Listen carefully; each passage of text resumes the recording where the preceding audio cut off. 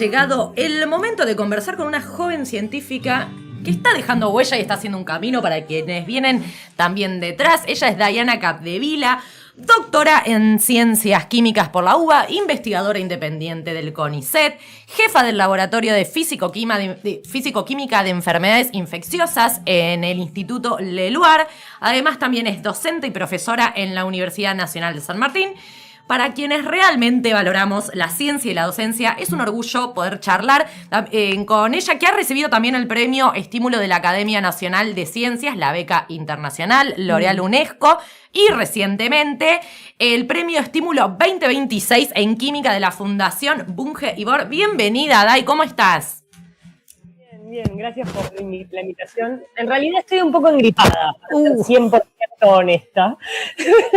Vos hay algo dando vuelta. Ella estudiando las enfermedades, las bacterias y todo eso, pero bueno, cuando te toca, te toca. Pero cuchillo de palo, pero igual no, sí, nada te salva. O sea, por más que uno pueda identificar un virus, se puede contagiar igual. ¿Qué va a ser, siguen no? existiendo.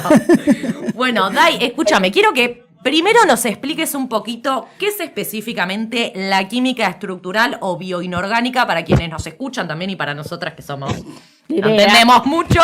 ¿Y de qué manera afecta tu trabajo de investigación a la salud cotidiana de las personas hoy en día? Bueno, la realidad es que ese arco entre la salud cotidiana y la química que empecé aprendiendo cuando empecé la carrera fue un poco el recorrido de estos últimos, no sé, diría 15 años, casi 17, 18 años, desde que empecé la carrera hasta hoy. Más, ya no sé cuánto, pero empecé la carrera a los 20, 39, así que sí. ¿Cuánto tenés? Bueno, nada, 39 años. No, parece que está. Ella descubrió el elixir de la juventud y no nos quiere contar. Mi versión gripada les juro que no es la mejor, pero bueno, quizá me quito, no sé. Bueno, nada, la cuestión es que es eso. Nosotros lo que hacemos es entender las cosas a la escala atómica, como hace cualquier químico, entendiendo cómo los átomos determinan procesos más grandes, que son los procesos de las cosas que podemos ver o tocar, ¿no? En particular, nuestro laboratorio trabaja sobre enfermedades infecciosas, que son enfermedades que nos afectan, entre otras cosas, a los humanos, pero las que más nos interesan a nosotros son las humanas. Y la química bioinorgánica lo que estudia justamente es los compuestos inorgánicos, que se entienden como los compuestos no biológicos o no orgánicos, que son en los organismos vivos, pero que son en general en los sistemas vivos micronutrientes. Todo el mundo sabe que tienes que ingerir algo de hierro, algo de zinc, alimentos. Todas esas cosas son necesarias. Como son necesarias para nosotros, también son necesarias para las bacterias que forman parte de nuestro organismo o las que nos quieren infectar. Claro.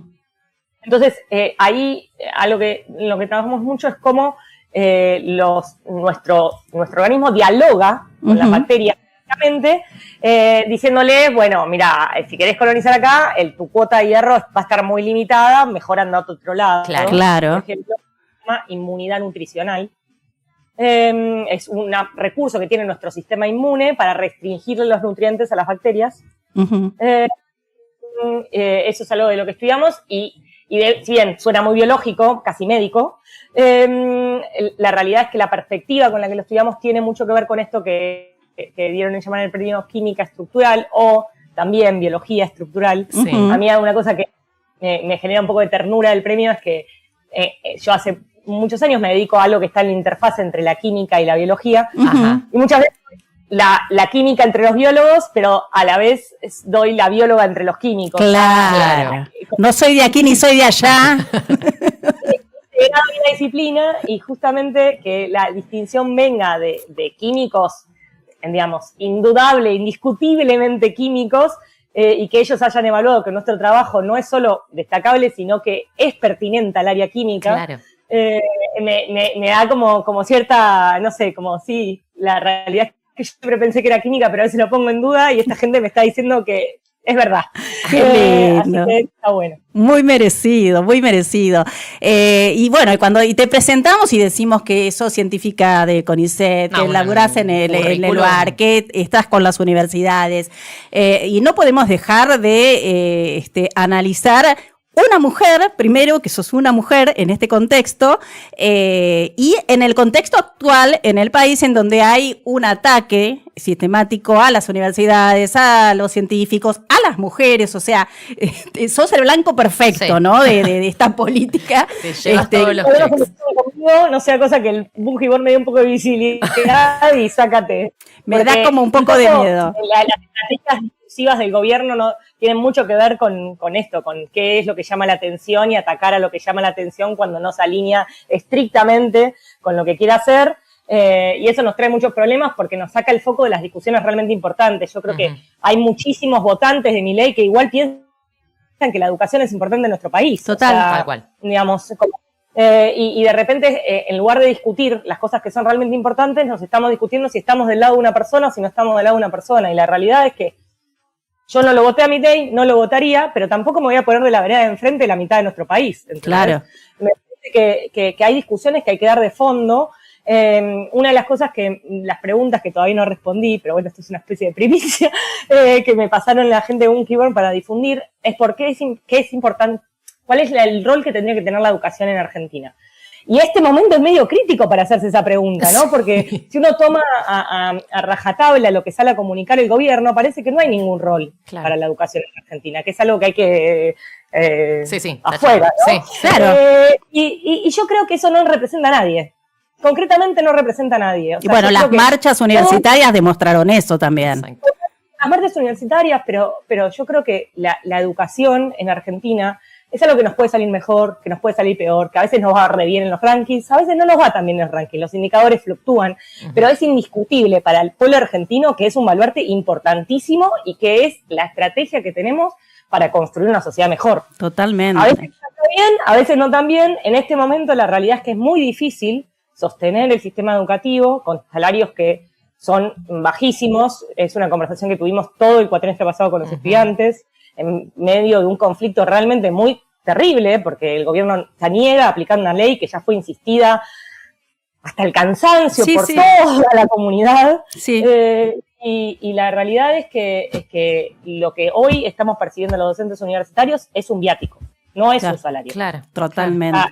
A mí lo que gano en la Universidad de San Martín para poder ir a trabajar me paga exclusivamente el seguro del auto y la nafta. Claro. No puedo pagar ninguna otra cosa. Sí. Entonces, la realidad es que yo soy una fiel convencida de la educación pública gratuita y de calidad, pero la educación pública gratuita y de calidad no puede fundarse en el trabajo gratuito de los docentes. Y los no docentes, toda la gente que constituye la universidad. Entonces, nada, es un debate que hay que dar y esperamos que en ese debate se sigan sumando las nuevas generaciones a entender la importancia de la educación, porque si esto, digamos, simplemente queda como un todo pasado fue mejor, no vamos a llegar a ningún lado. Totalmente. Totalmente. Y hablas de la educación, pero a su vez también sos investigadora del CONICET y ahí también hay otro foco que está muy bastardeado por el gobierno, sobre todo no entendiendo los tiempos que la ciencia necesita, ¿no? Como pidiendo, bueno, no puedes estar tantos años investigando algo y como si que realmente se necesita, ¿no? Como si el único objetivo de la ciencia fuera generar productos. Tal cual. Es como, de vuelta, es como pedirle a los clubes de fútbol que ¿cuántos Messi me diste en los últimos años? Y la realidad es que sí, alguna vez va a pasar que haya alguna investigación que pueda transferirse. Y es importante que existan. Y honestamente, la investigación que logra transferirse es muchísimo más cara que la investigación básica. Y esas son las dificultades que tenemos en nuestro país para poder transferir. No es que los investigadores tengamos intenciones, ninguno tenga intenciones. Seguro hay alguien que quiere estudiar algo sumamente básico, que no dudo de su relevancia simplemente porque sea básico, pero los investigadores como yo, que la realidad es que la transferencia es algo que me parece súper importante y me gusta que sea parte de mi investigación, la mayor limitación que tenemos es presupuestaria. Claro. No es ordinal. Yo no es que se suma gente a mi equipo de trabajo y me dice, no, yo la verdad es que prefiero trabajar en temas muy básicos, no me interesa transferir. No, es que los chicos que quieren hacer una transferencia se ven limitados por la cantidad de recursos que tenemos. Claro. instituto se hicieron testeos de vacunas, Claro. hay vacunas en distintas fases clínicas y los procesos no continúan por falta de financiación, no por falta de intención del cuerpo de los investigadores. Entonces, esto es una falacia total de atacar a los investigadores porque no transfieren y no darle los recursos para transferir tampoco. O sea, Totalmente, Claro, totalmente. claro. Diana, y vos sabés que hemos hablado con otros científicos y nos decían, la verdad que esta falta de financiación se va a ver en unos años. Ujú. No, quizás no Claro, ahora, pero en eso, unos años claro. se va a ver. Esa perspectiva es interesante porque lo que pasa es que nosotros salimos a decir, tipo, están atacando el CONICET así no puede funcionar, las universidades públicas así no pueden funcionar, y pareciera como que, bueno, nada, igual están funcionando, entonces tan grave no debe ser. Y es muy cortoplacista esa mirada. La Claro. realidad es que el CONICET es una de las pocas políticas públicas que pasó por absolutamente todos los gobiernos, Ujú. incluso dictaduras militares. Sí. Y nunca estuvimos en esta situación. Claro. Entonces, la realidad es que el daño que se puede hacer es irreparable. O sea, el daño que ya se hizo es irreparable Sí. en muchos niveles. No va a ser suficiente simplemente con que haya una compensación presupuestaria. Hay mucha gente que ya dejó el país, hay muchos investigadores. O sea, hoy hay 800 investigadores que no tienen un puesto permanente a pesar de habérselo ganado. Ujú. Esto es como grave, como... Realmente, en el 2012 cerró el ingreso a carrera CONICET. Eso es real, ha pasado, no es que no ha pasado nunca, pero durante un periodo tan sostenido, sin que haya claridad, ahora, este mes, el 1 de agosto, hay 400 investigadores que se quedaron en Pampa y la Vía. Uno de ellos forma parte de mi grupo, ¿entendés? Sí. Estamos buscándole cómo hacer para continuar, que él continúe en el laboratorio porque quiere seguir investigando, pero tenemos que buscar subsidios internacionales para poderle pagar. Es Cuando los increíble. subsidios Mirá, sí, justo sí, lo sí. tenía anotado acá, 400 investigadores, porque bueno, No, es tremendo. uno trata, cuando llegan esas noticias, tratamos de que se sepa, ¿viste? De realmente visibilizarlo con nombre y apellido. De hecho, con nombre y apellido ellos en las redes sociales, porque bueno, hay mucha gente solamente se informa a través de ellas, están contando sus historias personales, ¿no? De esta situación. de muchísimos años de formación Total. en los que, digamos, es un recurso del Estado, digamos, la formación de esa persona. El Estado ha invertido en la formación de esa persona. Es algo demasiado valioso como para dejarlo ir por un vaivén presupuestario del gobierno que tiene un corte ideológico. Total. Estos valores, los que cuesta la ciencia en la Argentina, es realmente insignificante a comparación. O sea, distinto es cuando discutimos cosas que son igualmente importantes y igualmente bastardeadas por el gobierno, como el sistema previsional. Ahí estamos hablando A ver, de otras Dai, magnitudes presupuestarias. Perdón, porque te Pero- estamos escuchando medio mal. A ver, vamos a probar. Sacate los auriculares. Dale. A ver si escuchamos mejor. Pues no sé si es un problema de señal o de los auriculares, pero desconectalos, a ver. Ahora sí, eran estamos los auriculares. mejor. Ahora sí, Ahora te escuchamos bien. mejor todavía, porque aparte, bueno, nada, es muy importante todo lo que Sí. estabas diciendo.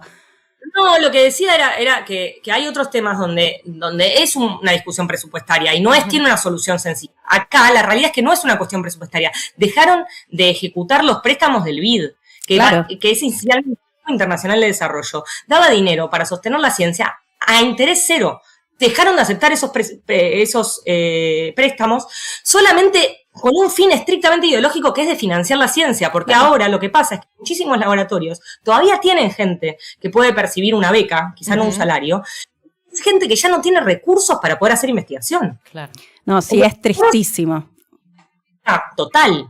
Sí.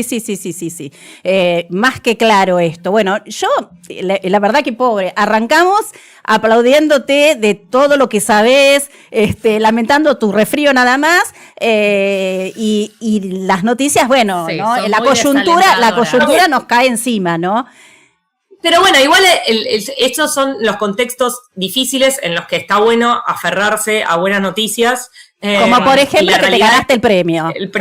El premio en ese sentido fue muy lindo porque desde la primera conversación que tuve con la gente del jurado por teléfono hasta hoy he recibido un montón de mensajes de gente con la que no hablaba hace años, súper contenta de que nos habían dado el premio y de vuelta, la reflexión es esa, juntarnos y digamos, a empujar para adelante con lo que se puede, porque la realidad es que creo que, y en este sentido creo que hablo por toda la comunidad científica, lo último que queremos hacer es tirar la toalla, ¿entendés? Total, ir a trabajar de Uber, ¿no?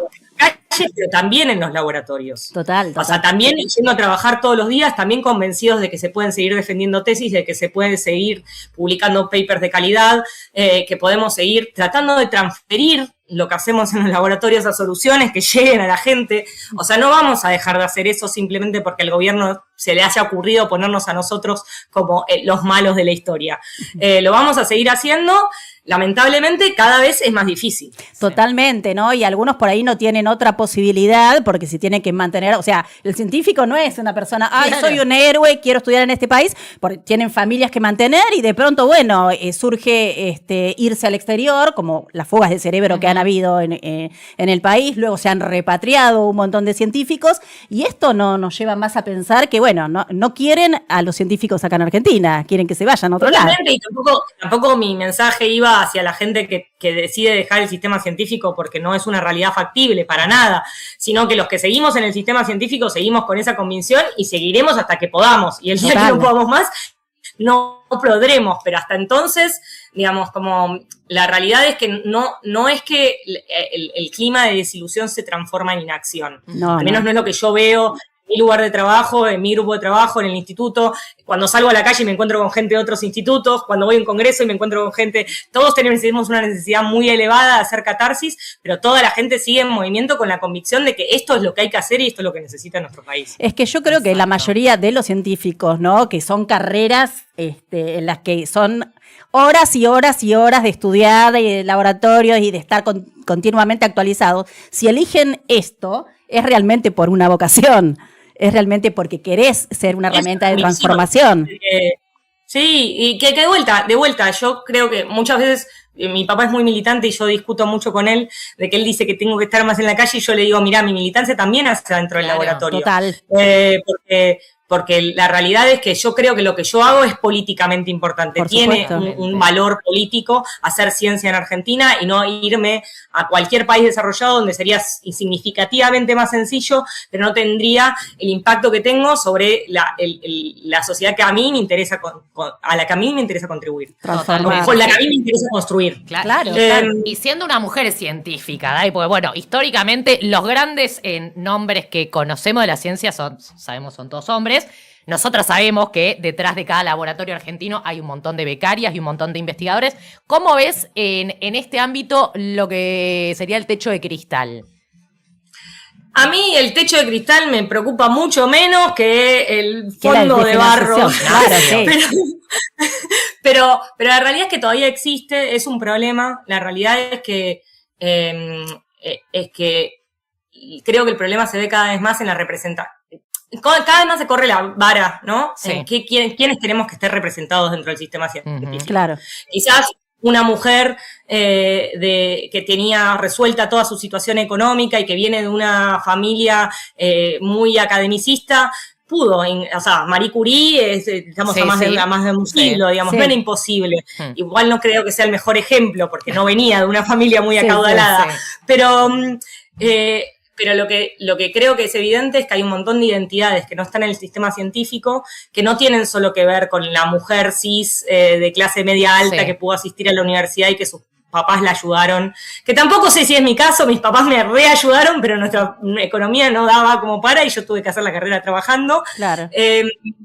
Pero sí lo cierto es que lo que es evidente es que sobre todo en países como el nuestro, donde necesitamos que la ciencia responda a las preguntas de la sociedad, la ausencia de buena parte de la sociedad en el sistema científico no nos ayuda. Claro. Hace que la ciencia que hagamos tenga menos capacidad de ser transferida, menos calidad para resolver los problemas de la sociedad, y es un problema de la ciencia que tenemos que resolver desde el sistema científico. Tenemos que lograr que esas identidades se sientan interesadas, se sientan contenidas y se sientan representadas.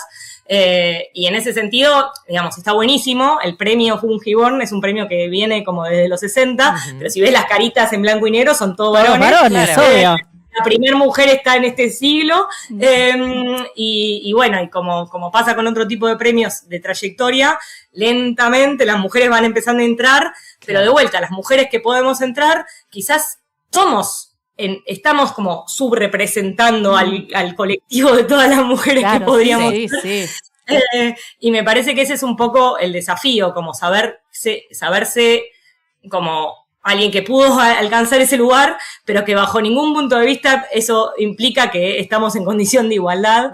Al contrario, hay un montón de cosas, de debates a dar respecto a los cuidados. Hay una medida increíble respecto a varones y mujeres, que es mucho más fácil ser un varón casado exitoso en ciencia que una mujer casada exitosa en ciencia. Las mujeres exitosas en general son solteras porque no tienen a quien plancharle las camisas, entonces se pueden ocupar. ¿Y tu caso cómo es? 29 años, ¿tu caso cómo es?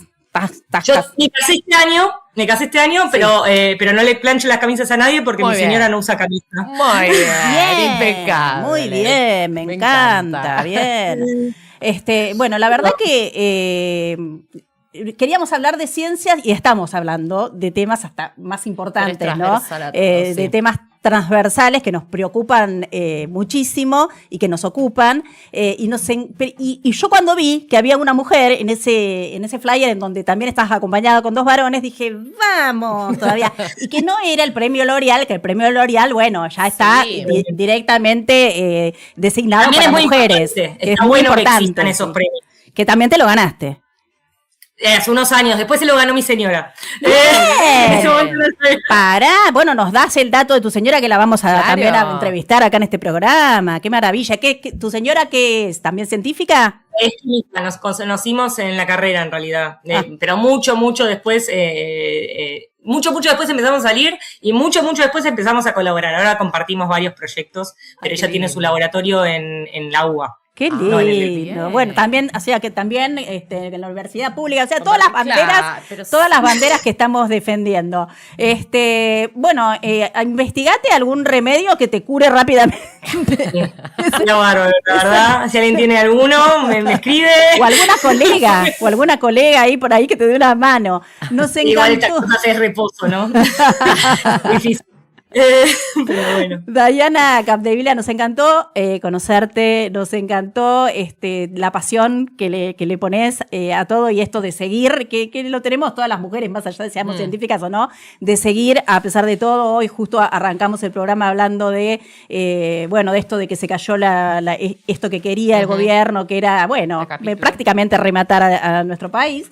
Y es un poco esto que vos decís, lo compartimos, cada uno hace militancia desde el lugar que elige, así como nosotros lo hacemos desde la comunicación, vos lo haces desde la ciencia y tiene que ser ahí y lo valoramos muchísimo. Pero queríamos visibilizar, ¿no? Una mujer, premio Estímulo 2026 en Química de la Fundación Bunge Born. Te felicitamos por esto. Muchísimas gracias y gracias por el laburo que hacen. Me parece súper importante la buena comunicación en estos momentos. Te agradezco, Dayana. Te mandamos un beso. Grande, que te mejores. Gracias. Qué lindo, me encanta porque hablamos de ciencia, hicimos catarsis todos juntos, pero además, más que claro, ¿no? Lo que expresa como docente, como científica, como representante de mujer en lo que es la ciencia y el famoso techo de cristal, que es un poco, ella decía, hoy no me preocupa tanto el techo de cristal, que es un poco lo que nos está pasando con las reivindicaciones feministas, claro. Exacto. Nos está preocupando más a ver si llegamos a fin de mes alimentándonos, que pero igual todas las batallas hay que darlas, así que, ahora dentro de un ratito música. Vamos con un poco de música y cerramos internacional con Andresa la princesa, ¿qué les parece?